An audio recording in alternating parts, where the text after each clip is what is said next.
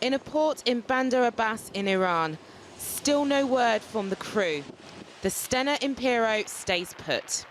Audio's now emerged appearing to reveal that Britain's warship nearby, HMS Montrose, tried to intervene. You obey, you will be safe. If you obey, you will be safe. Alter your course to 360 degrees immediately, over. Then the Iranians contact HMS Montrose to make clear the message is not directed at them.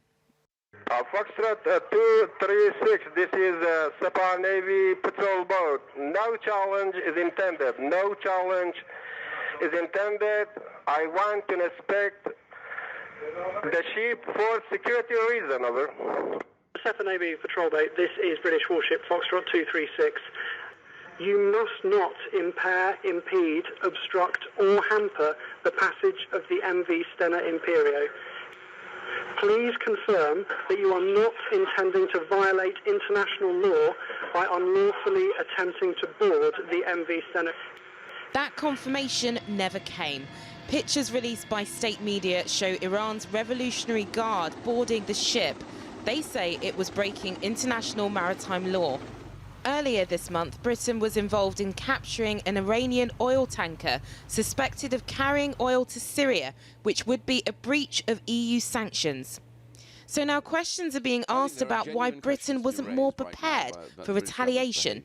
I understand, and I understand this from reasonable sources, that Washington had offered the UK government, even in the event that they haven't quite agreed an allied position to this, to use US assets to support British shipping, and they were not taken up at the point. And I want to know why this is a major failure, and the government has to answer this charge very quickly indeed.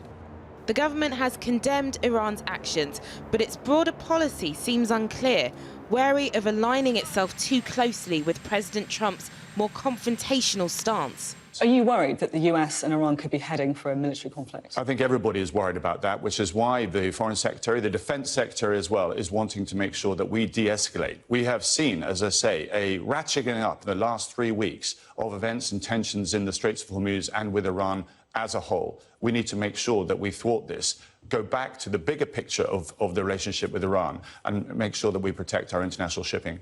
In a tweet today, the Iranian ambassador to Britain warned against the UK escalating tension, calling it dangerous and unwise. This evening, Iranian TV are running pictures of the detained ship. They say the crew have been taken off for questioning. In a clear message, the oil tanker captured for flying a British flag now flies an Iranian one. Ashatal reporting there. Well, joining me now is Alistair Burt, who was a foreign minister until earlier this year.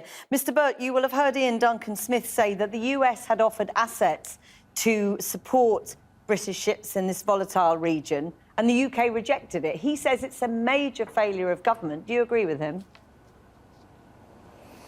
I'm afraid I don't know the background that Ian Duncan-Smith is talking about. I've not been involved with this, so I don't know to what he's referring. I'm quite sure that will be the subject of the statement that Jeremy Hunt will be making tomorrow in the House of Commons, when I'm sure he will be questioned about this, but he will set out the United Kingdom's position in relation to this and what we're seeking to do to de-escalate the tensions in the Gulf. We only had one ship in the area ourselves. Is that a major failure of government? Well, of course, only the previous week the UK had been able to intervene in order to prevent a ship being seized. There's no doubt that the security of vessels in the Gulf is now a major international issue, not just for the UK, but for everyone else.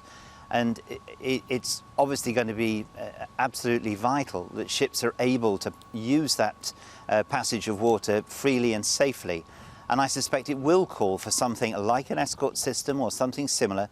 This cannot be produced overnight. It does take time, but it's essential that we give a clear message that ships should be free to move. If they are impeded, there will be a serious likelihood of an international incident. And it's in the interest both of Iran and of the other states who use the Gulf that we get this issue of maritime security sorted out. But you cannot also divorce it from the wider issue between the United States and Iran and the other issues that are going on in the Gulf. This is a symptom rather than a cause, but a very nasty one. And it points to a very difficult dilemma facing the new Prime Minister, only days away, of course.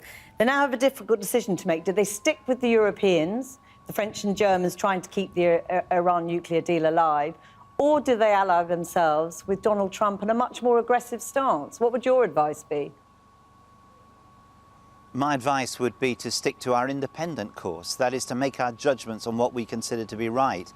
The nuclear deal was a really important diplomatic milestone. Iran conceded quite a bit by agreeing to the JCPOA, and the fact that it's been abandoned by the United States, albeit for reasons we understand because of other issues concerning Iran, doesn't help anyone trying to get a new negotiation and a new agreement started. I think we're right with other European partners to try and keep Iran from moving back towards acquiring a nuclear weapon. That cannot be in anyone's best interest. But equally, the concerns expressed by the United States are not minimal.